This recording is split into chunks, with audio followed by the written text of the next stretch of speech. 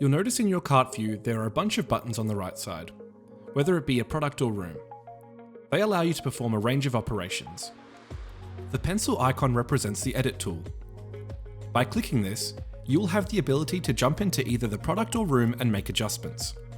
We also have a copy button that will make an exact duplicate of what you've been working on and paste it into the job, giving you the opportunity to make multiples of one product or simply use it as a template for adding in another closely spec'd product.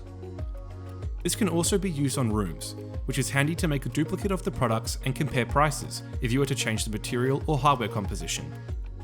You can also change the order of the products in your cart, which can help to organize your job based on like products or just personal preference. This can be done by either dragging and dropping the product or changing the order here on the left side. Lastly, there is a little dark bin icon that will delete your product or room from the job.